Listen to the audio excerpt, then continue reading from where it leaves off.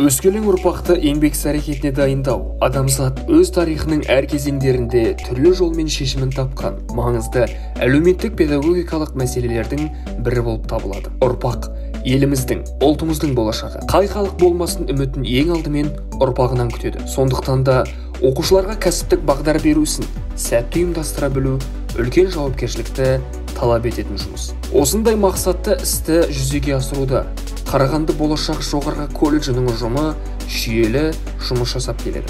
20 жылдық тарихы бар Қарағанды болашақ жоғарғы колледжі әр жыл сайын 350-ден астам талапкерлерді қабылдап, еңбек нарығында сұранысқа ие көптеген мамандықтарды даярлап шығаруда. Сондай-ақ колледж кәсіптік білім беру саласын жұмыс берушілердің сұранысы мен еңбек нарығын бағдарлай отырып әрекет етуге толық бейімделген. Колледж туралы толық ақпарат жыл бойы кәсіптік бағдар беру жұмыстары арқылы жүргізіледі. Кәсіптік ақыл кеңес жұмысына кәсіби бағдар беру маманы, колледж оқытушылары, 3 және 4 курстың белсенді студенттері тартылады.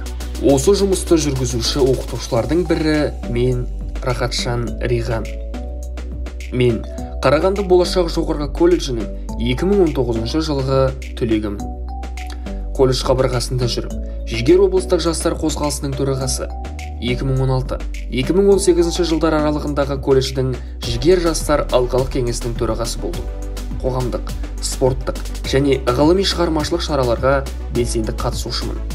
Колледждің ең үздік студенті 2018, колледждің ең үздік түлегі 2019 номинацияларына ие болдым. 4 курс студенті болып жүріп-ақ, колледждің кәсіби бағдар беру жұмыстарының белсенді мамандарының бірі болдым. Кәсіби бағдар берудегі мақсатым жоғары сынып оқушыларының назарына кәсіптік топтар мен мамандықтарды ұсыну, оларды колледждегі даярланатын мамандықтар жайлы, оқу орнының мүмкіндіктері жайлы толық ақпаратпен қамту. Жыл басында құрылған жоспарға сәйкес, қазан айынан бастап кәсіби бағдар беру жұмысы ұйымдастырыла бастайды.